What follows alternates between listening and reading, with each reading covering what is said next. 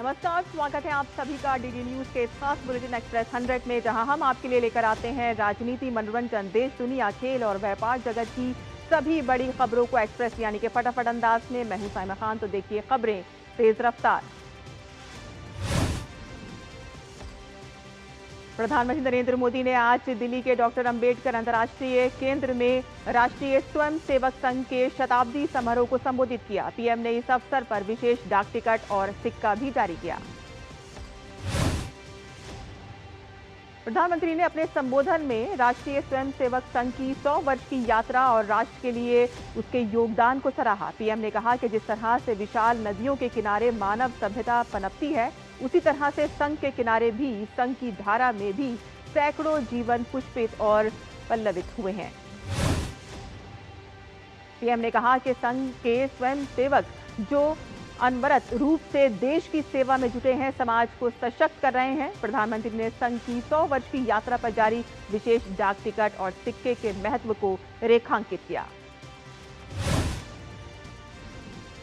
PM ने कहा कि संघ के अलग अलग अंग राष्ट्र प्रथम के साझा लक्ष्य को सामने रखकर देश सेवा में जुटे हैं। पीएम ने कहा कि संघ जब से अस्तित्व में आया है, तभी से हमेशा देश की प्राथमिकता ही संघ की प्राथमिकता रही है। पीएम ने राष्ट्रीय स्वयंसेवक संघ पर होने वाले हमलों और उसके खिलाफ साजिशों का जिक्र किया। पीएम ने कहा कि इसके बावजूद संघ ने कटुता के पास आने नहीं दिया और देश सेवा में जुटा रहा। पीएम ने भेदभाव और छुआछूत के खिलाफ संघ की लड़ाई का जिक्र किया। पीएम ने कहा कि संघ लगातार एकता पर जोर देता आया है। पीएम ने कहा कि संघ प्रारंभ से ही राष्ट्रभक्ति और सेवा का पर्याय रहा है। जब विभाजन की पीड़ा ने लाखों परिवारों को बेघर कर दिया था, तो तब स्वयं सेवकों ने शरणार्थियों की सेवा की। रक्षा मंत्री राजनाथ सिंह आज दिल्ली में आयोजित रक्षा लेखा विभाग के 278वें वार्षिक दिवस समारोह में मुख्य अतिथि के तौर पर शामिल हुए। रक्षा मंत्री ने कार्यक्रम को संबोधित करते हुए कहा कि ऑपरेशन सिंदूर में पूरी दुनिया ने देखा कि हमारी सेनाओं ने किस प्रकार एक निर्णायक विजय हासिल की थी। हमारी सेनाओं के शौर्य के पीछे रक्षा लेखा की भी बहुत बड़ी भूमिका है। रक्षा मंत्री ने कहा कि किसी भी राष्ट्र की शक्ति उसकी सेनाओं के साथ साथ उन लोगों में भी होती है जो पर्दे के पीछे रहकर काम करती है। रक्षा मंत्री ने कहा कि समय की मांग है कि हम ऐसा इकोसिस्टम तैयार करें जो रिसर्च एंड डेवलपमेंट को बढ़ावा दे। चीन के स्थापना दिवस पर भारत के विदेश मंत्री डॉक्टर एस जयशंकर ने चीन के विदेश मंत्री वांग यी और चीन की जनता को शुभकामनाएं दी। उन्होंने एक्स पर पोस्ट कर लिखा कि हम अपने संबंधों को स्थिर और पुनर्निर्माण करने के लिए काम जारी रखने को तत्पर हैं।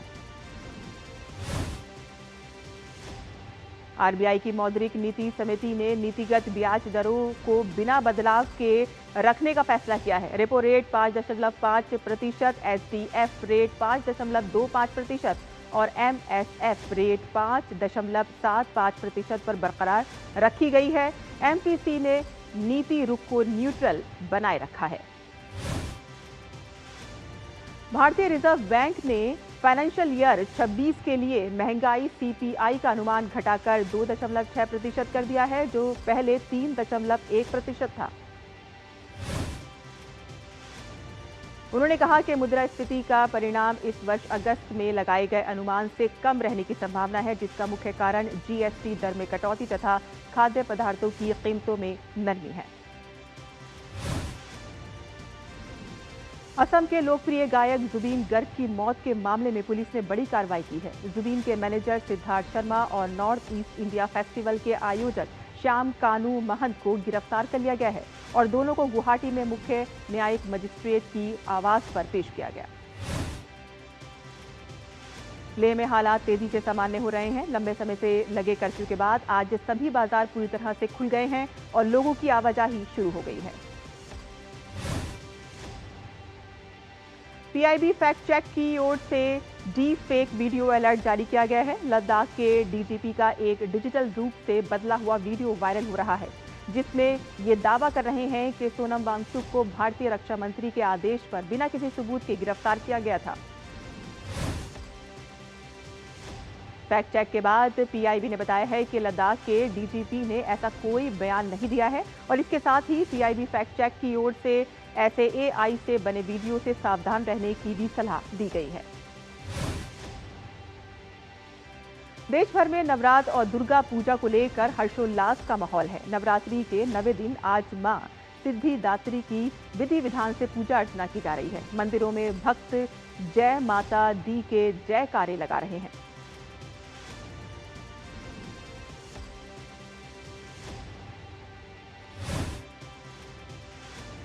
और दिल्ली के छतरपुर मंदिर में सुबह से ही भक्तों का तांता लगा हुआ है, जहां भक्ति और सजावट का अनोखा संगम भक्तों को मंत्रमुग्ध कर रहा है। हरिद्वार के वैष्णो देवी मंदिर में भी श्रद्धालुओं ने मां की भव्य आराधना की और माता के जयकारों से माहौल पूरा भक्तिमय हो गया था। प्रयागराज में महानवमी के मौके पर आलोपी शंकरी देवी शक्तिपीठ मंदिर में बड़ी संख्या में श्रद्धालु पहुंचे। लोग कतारों में खड़े होकर अपनी अपनी बारी का इंतजार करते दिखे। जम्मू कश्मीर के कटरा में मां वैष्णो देवी का दरबार रंग बिरंगे फूलों से सजाया गया है। श्रद्धालुओं का उत्साह चरम पर देखने को मिला।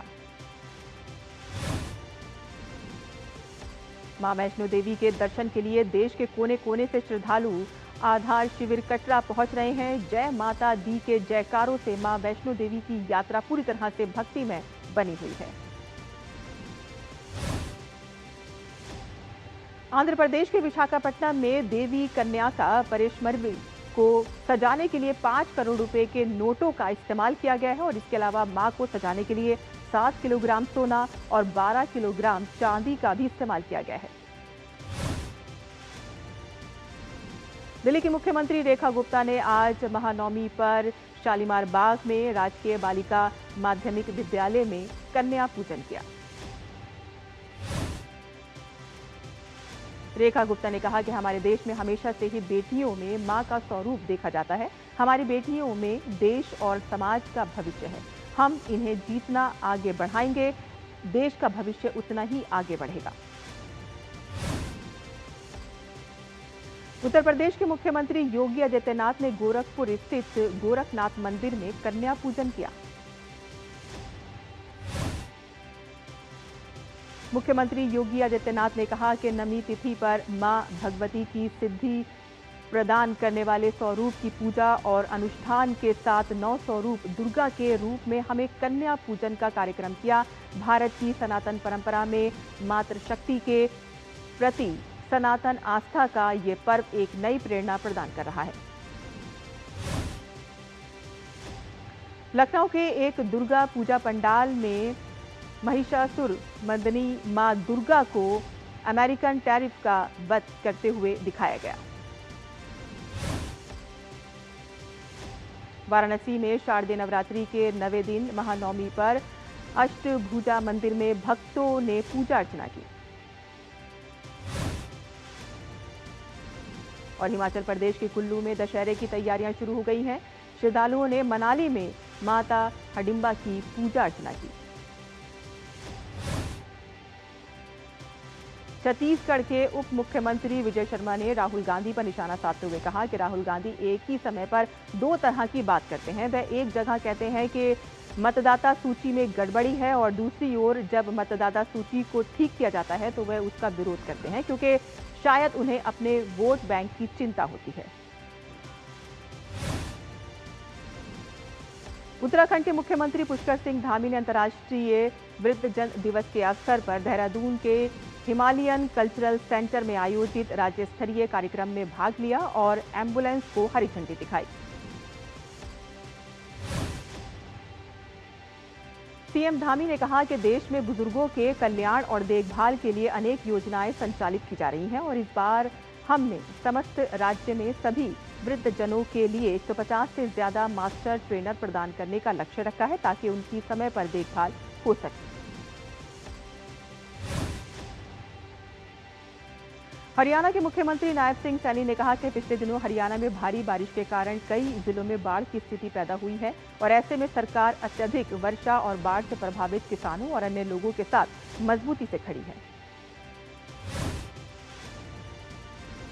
मुख्यमंत्री नायब सिंह सैनी ने कहा कि आज मैंने ई क्षतिपूर्ति पोर्टल के माध्यम से भारी वर्षा के कारण घरों, घरेलू सामान और पशुओं की जो हानि हुई है उसके लिए मुआवजे के तौर पर 4,72,06,000 की राशि उनके खातों में पहुंचाई है।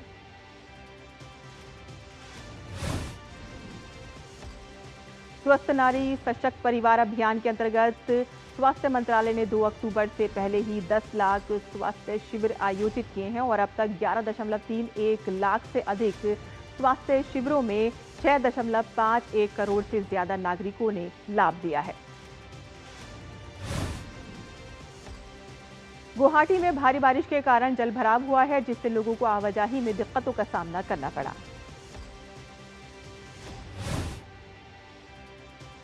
कर्नाटक के विजयपुरा में लगातार भारी बारिश से भीमा नदी उफान पर है और इससे भीमा नदी के करीब स्थित इलाके जलमग्न हो गए हैं और आम जनजीवन अस्त व्यस्त है।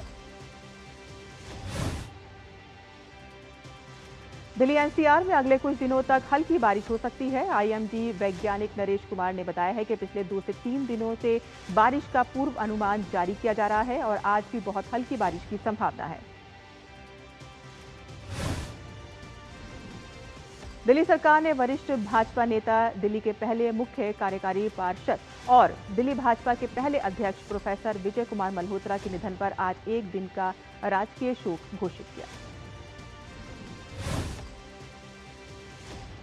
उत्तर प्रदेश में फार्मा सेक्टर को बढ़ावा देने के मकसद से कल नई दिल्ली में भारत सरकार ने बायोटेक्नोलॉजी विभाग और उत्तर प्रदेश सरकार के बीच एक समझौता ज्ञापन पर हस्ताक्षर हुए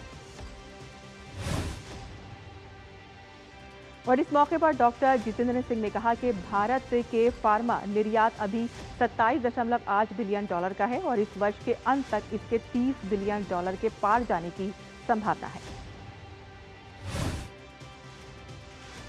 भारत और यूरोपीय मुक्त व्यापार संघ के बीच व्यापार और आर्थिक भागीदारी समझौता आज से प्रभावी होगा।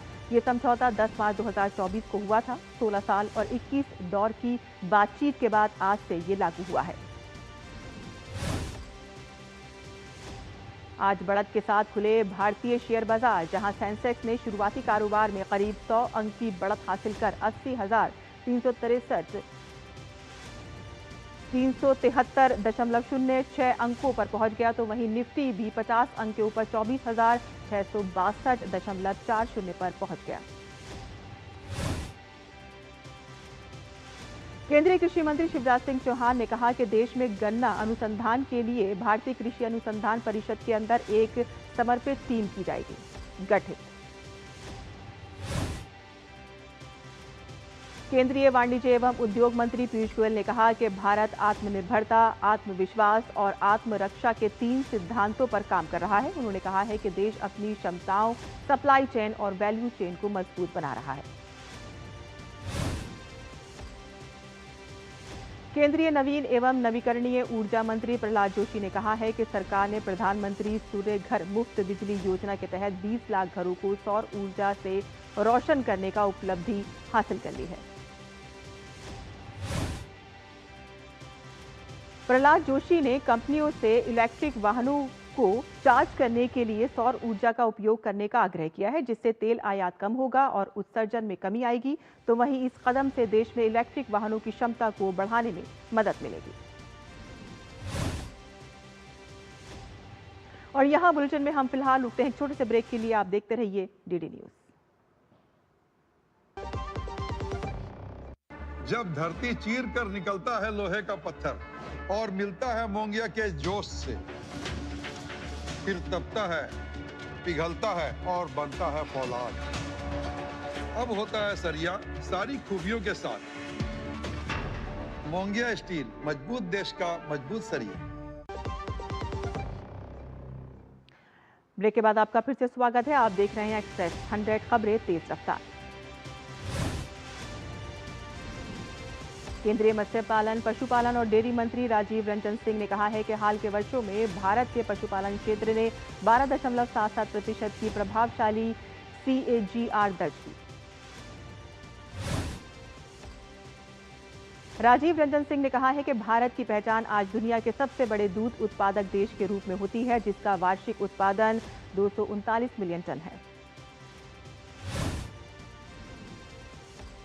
वित्त मंत्रालय ने एनपीएस के अंतर्गत आने वाले केंद्र सरकार के कर्मचारियों के लिए एकीकृत पेंशन योजना चुनने की समय सीमा 30 नवंबर तक बढ़ाई। वित्तीय सेवा विभाग ने कहा है कि यूपीएस में हाल ही में कई सकारात्मक बदलाव किए गए हैं, जिनमें स्विच विकल्प, इस्तीफा या अनिवार्य सेवानिवृत्ति पर लाभ एवं कर छूट शामिल है। आरबीआई ने देश में भुगतान प्रणालियों के कामकाज की निगरानी के लिए 6 सदस्यीय भुगतान नियामक बोर्ड का गठन किया है।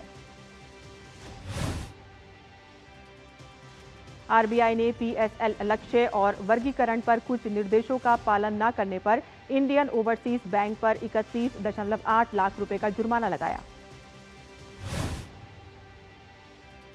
सेबी ने फ्यूचर एंड ऑप्शंस के लिए सख्त नियमों का ऐलान किया है और ये नए नियम आज से प्रभावी होंगे। सेबी ने नए नियमों के तहत डेरिवेटिव ट्रेडिंग में पोजीशन लिमिट को सख्त किया गया है। केंद्र सरकार का राजकोषीय घाटा अगस्त के अंत तक वार्षिक लक्ष्य का 38.1% रहा। दिल्ली हवाई अड्डे पर आज से विदेशी यात्रियों के लिए ई अराइवल कार्ड सुविधा उपलब्ध होगी। एयर इंडिया और एयरबस ने हरियाणा में की एक संयुक्त पायलट प्रशिक्षण सुविधा की स्थापना। ये A320 और A350 परिवार के विमान पायलटों को करेगी प्रशिक्षित। लॉजिस्टिक कंपनी ब्लू डार्ट ने सामान्य मूल्य वृद्धि लागू करने की घोषणा की है, जो कि 1 जनवरी 2026 से प्रभावी होगी। ब्लू डार्ट का कहना है कि औसतन शिपमेंट मूल्य में 9% से 12% तक की वृद्धि की जाएगी। दूरसंचार नियामक ट्राई ने 10 स्पेक्ट्रम बैंड में 12,000 मेगाहर्ट्ज से अधिक रेडियो तरंगों की नीलामी के बारे में कीमत तय करने और नियम बनाने पर विचार के लिए एक परामर्श पत्र जारी किया। आईसीआईसी बैंक को महाराष्ट्र माल एवं सेवा कर अधिनियम के तहत जीएसटी के कथित कम भुगतान के लिए 216.27 करोड़ रुपए का नोटिस मिला है।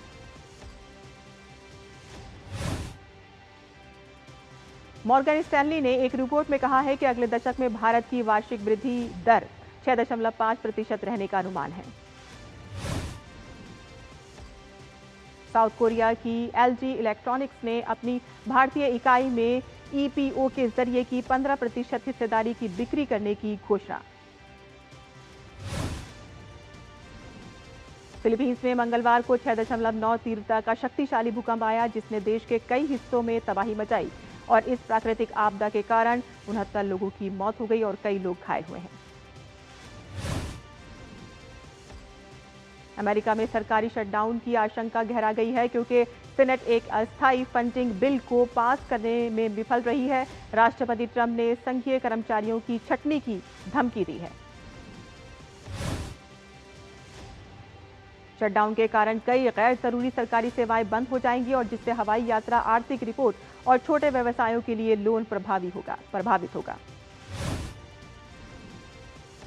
पाकिस्तान के क्वेटा में सेना मुख्यालय के पास हुआ आत्मघाती बम विस्फोट हुआ है और इस हमले में कम से कम 10 लोगों की मौत हो गई है और 33 अन्य घायल हुए हैं। अमेरिकी राष्ट्रपति डोनाल्ड ट्रंप ने कहा है कि उनके प्रशासन ने महीनों की बातचीत के बाद हार्वर्ड विश्वविद्यालय के साथ एक समझौता किया है। अमेरिकी राष्ट्रपति डोनाल्ड ट्रंप ने बच्चों के कैंसर रिसर्च को तेज करने के लिए एआई के उपयोग हेतु एक कार्यकारी आदेश पर हस्ताक्षर किए हैं। ट्रंप ने इस आदेश को ऐतिहासिक बताते हुए कहा है कि ये कैंसर जैसी भयानक बीमारी से लड़ने के लिए आर्टिफिशियल इंटेलिजेंस की असाधारण क्षमता का इस्तेमाल करेगा।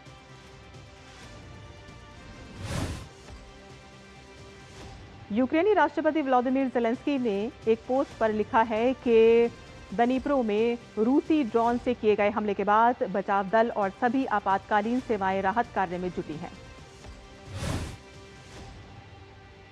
ज़ेलेंस्की ने कहा है कि रूस के खिलाफ प्रतिबंधों को और ज्यादा कड़ा होना चाहिए और यूरोप में हम सभी को रूसी ड्रोन एवं मिसाइलों के खिलाफ एक विश्वसनीय रक्षा प्रणाली बनानी होगी ताकि कोई भी देश इस खतरे के खिलाफ अकेला ना खड़ा हो।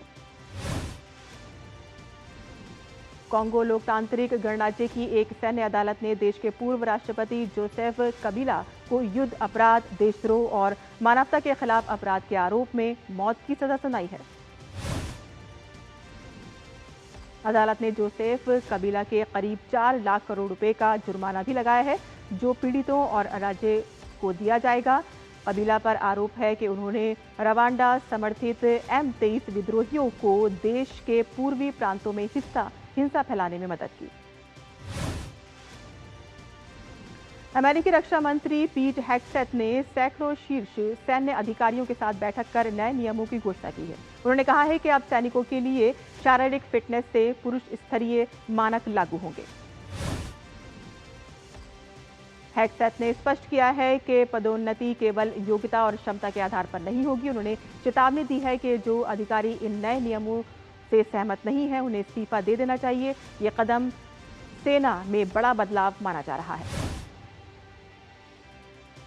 वेनेजुएला की राष्ट्रीय सभा ने रूस के साथ एक रणनीतिक सहयोग संधि को मंजूरी दी है। ये संधि का उद्देश्य ऊर्जा, रक्षा, प्रौद्योगिकी और अर्थव्यवस्था जैसे क्षेत्रों में अपने उच्च स्तरीय संबंधों को मजबूत करना है। संयुक्त राष्ट्र सुरक्षा परिषद ने हैती में सशस्त्र गिरोहों से निपटने के लिए 15 महीने पुराने, कम वित्त पोषित और कम कर्मचारियों वाले अंतर्राष्ट्रीय सुरक्षा मिशन के आकार को दोगुना से भी ज्यादा करने के अमेरिकी प्रस्ताव पर सहमति जताई। फ्रांस में दक्षिण अफ्रीका के राजदूत नाथी मेथेथावा पेरिस में पश्चिम में स्थित एक ऊंची टावर हयात रिजेंसी होटल के नीचे मृत पाए गए। पेरिस अभियोजक कार्यालय ने कहा है कि मौत की घटना की जांच जारी है। तो वहीं उन्होंने कहा है कि राजदूत नाथी की पत्नी ने सोमवार शाम को उनके लापता होने की सूचना दी थी। भारतीय महिला क्रिकेट टीम ने वनडे विश्व कप का आगाज शानदार अंदाज में किया है और उद्घाटन मैच में श्रीलंका को 59 रन से मात देकर टूर्नामेंट का पहला मुकाबला अपने नाम किया। गुवाहाटी के बरसापारा क्रिकेट स्टेडियम में खेले गए इस मुकाबले में भारत की जीत की हीरो रही दीप्ति शर्मा और अमनजोत, जिन्होंने बल्ले और गेंद दोनों से दम दिखाया।